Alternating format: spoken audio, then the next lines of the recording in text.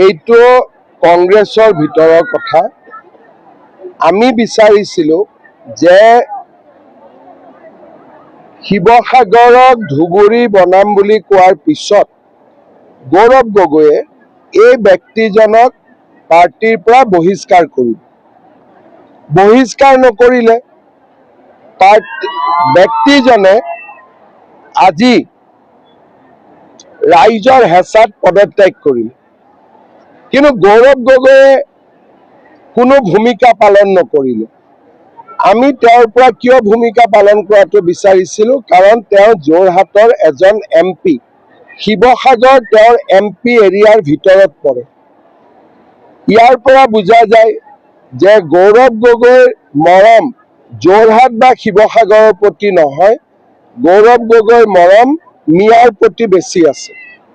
আমি গৌৰৱ গগৈৰ নিৰাপত্তাক বা গৌৰৱ গগৈ যে কোনো পদক্ষেপ নললে তাৰ বাবে আমি গৌৰৱ গগৈক গৰিহণা দিছোঁ।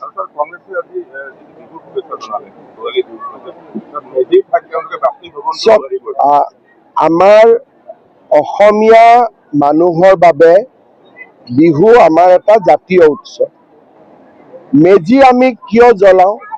কাৰণ জুইৰ বা অগ্নিয়ে অমংগল বা আন্ধাৰক ধুই যাওঁ। মেজি জ্বলোৱাৰ পৰিৱৰ্তে কাৰোবাৰ ঘৰ, কাৰোবাৰ বিল্ডিং, কাৰোবাৰ অফিচ, এইটো বিহুৰ মানসিকতা নহয়, এইটো হিংসাৰ মানসিকতা, এইটো ঘৃণাৰ মানসিকতা। অসমীয়াই বহাগ বিহুৰ দিনা, মাঘ বিহুৰ দিনা, কাতি বিহুৰ দিনা কাকো হিংসা নকৰে। আমি এটাই কামনা কৰোঁ যে সকলো পৰিয়ালৰ পৰা মেজিৰ জুয়ে অমংগল আঁতৰাই লৈ যাওক। মেজিৰ জুয়ে প্ৰতিগৰাকী মানুহৰ পৰা দুখ আঁতৰাই লৈ যাওক আৰু মেজিৰ জুয়ে সকলোৰে ঘৰ সংসাৰ পৰিয়াল উজ্বলাই তোলক। মেজিৰ উদ্দেশ্য, মেজিৰ জুইৰ উদ্দেশ্য ঋণাত্মক নহয়। মেজিৰ অগ্নিৰ যিটো অৰ্থ সেইটো হ'ল ইতিবাচক। আন্ধাৰ বিনাশী, পোহৰৰ জয়। কিন্তু তেওঁলোকে সেইটোকে বুজি নাপায়। অসমীয়া ভাষা সংস্কৃতিৰ লগত কংগ্ৰেছৰ কোনো সম্পৰ্ক নাই। এইটোকে তেওঁলোকে আজি বাজপেয়ী ভৱন জনোৱাৰ ফটো এটা দি টুইট কৰিছে। আমি পদক্ষেপ নলওঁ। মানুহে নিজে বুজি পাইছে যে কংগ্ৰেছ দলটোৱে মাঘ বিহুৰ ভোগালীৰ উৰুকা একো বুজি নাপায়। তেওঁলোকে খালি মিয়াক বুজি পায়।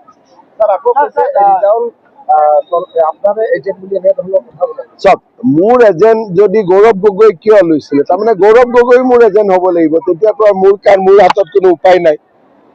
কংগ্ৰেছততো মোৰ এজেণ্ট আছে, এইটোতো পাক্কা কথা। কিন্তু গৌৰৱ গগৈ মোৰ এজেণ্ট বুলি মই নাজানিছিলোঁ। সেইটো লিষ্টত নাই নামটো।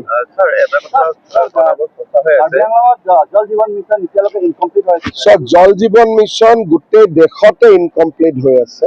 প্ৰধানমন্ত্ৰী ডাঙৰীয়াই কিছুমান দুৰ্নীতিৰ অভিযোগ পায় গোটেই দেশতে, অসমত নহয়।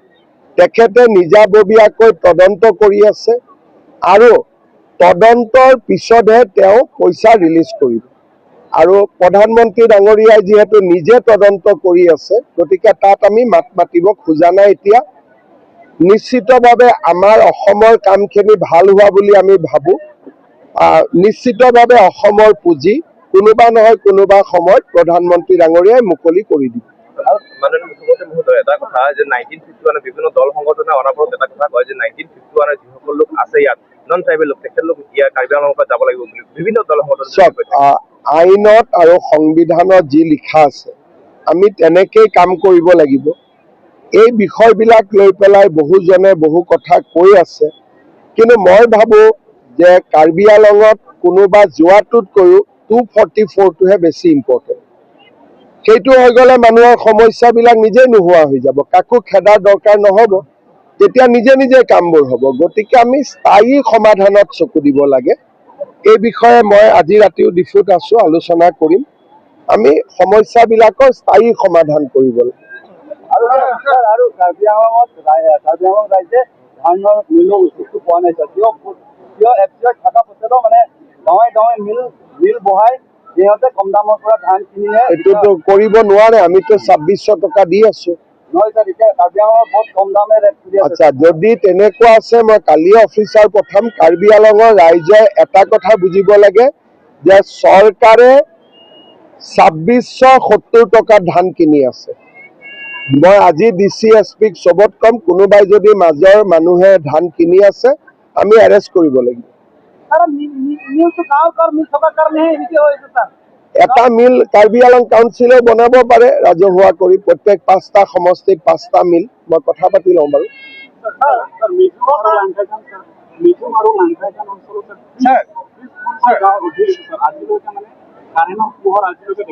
আচ্ছা, মোক আজি আপুনি কৈছে, মই এতিয়াই লিষ্টখন লৈ লওঁ, কৰি দিম। মই উইদিন 1 মান্থ কাম ষ্টাৰ্ট কৰি দিম। স্যাৰ আজি আপুনি মোক লিষ্টখন বনাই তুলিৰাম ৰঙাঙক আজি দি দিব, মই লগে লগে ষ্টাৰ্ট কৰি দিম। आज असम वासियों का ओर से मैं पूरे देशवासियों को बिहू का शुभेच्छा देता हूँ। ये हमारे माघ बिहू है, मकर संक्रांति है। असम के लिए आज बहुत ही पावन दिन है। मैं पूरा देशवासियों को भोगाली बिहू का, माघ बिहू का शुभकामना देता हूँ। हमारे असम का एक ट्राइबल समूह है जिसका नाम बोडो है, बहुत बड़ा जनगोष्ठी है। ये बोडो का जो डांस है इसको बागरुम्बा बोलते हैं। 17 को प्रधानमंत्री जी आएगा, 10,000 से ज्यादा युवाओं ने ये बागरुम्बा डांस का एक सामूहिक प्रदर्शन करेगा।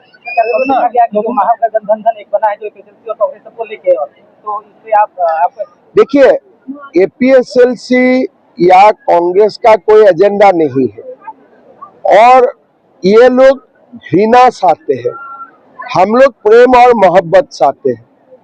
तो इसीलिए आपने देखा होगा, अभी सारे गांव का मालूम ही है कितना हमको प्यार करते हैं। आप लोग तो खुद ही देखा है, चुनाव का परिणाम तो उसी से ही आपको पता चल जाना चाहिए। 22 तो हम नहीं जीतेगा, 160 सीट में हम लोग प्रयास करेगा। आप लोग जितना जिताएगा उतना जीतेगा। ছাৰ, অসমত প্ৰায় 80 লাখ যোগী মানুহ আছে, নাথ যোগী। আজি অসমত কিমান আছেতো নাজানো। 2027 চনত জনগোষ্ঠী হিচাপত চেন্সাছ হ'ব। যেনেকে মই নাথ, এইবাৰ চেন্সাছত মই নাথ লিখিম। এইবাৰ চেন্সাছত মই নিজক চুতীয়া বুলি লিখিম, আহোম বুলি লিখিম।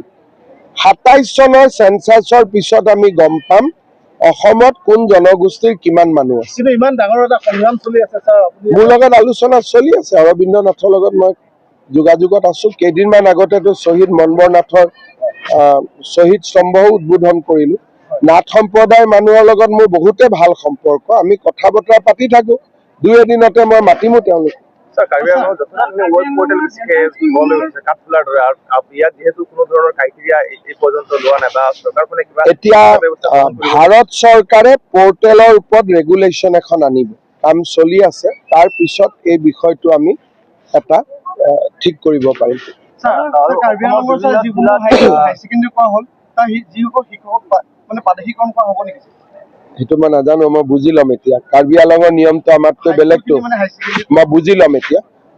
কাৰণ আমাৰ কাৰ্বি আংলঙৰ নিয়ম কানুন খিনি অলপ আমাৰ বেলেগ ষ্টেটতকৈ বেলেগ হৈ থাকেতো। ছাৰ লাষ্ট এটা প্ৰশ্ন সুধো, পশ্চিম কাৰ্বি আংলঙত আজিলৈকে কোনো ছায়েন্স ষ্ট্ৰীম নাই। জনজাতীয় লোক ইমান আছে, তাত এখন জিলা হয়, কিন্তু আজিলৈকে অসম চৰকাৰে আমাৰ কলেজৰ কনষ্ট্ৰাকশ্যন হৈ গ'ল, তাতে ছায়েন্স থাকিব। ফেব্ৰুৱাৰী মাহত ৰণোজ পেগু আহি তাক উদ্বোধন কৰিব। College already building complete. Higher ছেকেণ্ডেৰীবিলাক হাই ছেকেণ্ডেৰী বিলাকতো ফিডাৰ কলেজ আমি বনাব লাগিব। ছাৰ, অসমৰ বিভিন্ন জিলাত ইলিগেল মাইনিং কেইটা বন্ধ কৰা হৈছে, কিন্তু ইয়াত কাৰ্বি আংলঙত চব কাৰ্বি আংলঙৰ কথা বতৰাত আমি নিজে বৰ বেছি নোসোমাওঁ, কাৰণ ইয়াতে আপোনালোকক অটনমি দিয়া আছে। গতিকে আপোনালোকে যদি কমপ্লেইন দিয়ে মই হাত দিব পাৰিম, কিন্তু কমপ্লেইন নিদিলে অসম চৰকাৰে নিজে নিজে কাৰ্বি আংলঙৰ মাজত সোমাই গ'লে মানুহে আকৌ আমাকে ধৰিব যে আমি 6 শিডিউলটো বেয়া কৰি আছো। সেইকাৰণে কোনোবাই যদি মোক কমপ্লেইন দিয়ে যে অমুক জাগাত মাইনিং হৈ আছে, মই ডেফিনেটলি একশ্যন ল'ম। কিন্তু কমপ্লেইনটো কাৰ্বি আংলঙৰ পৰা হ'ব লাগিব। হ'ব ধন্যবাদ ছাৰ। সকলোকে ভোগালী বিহুৰ শুভেচ্ছা।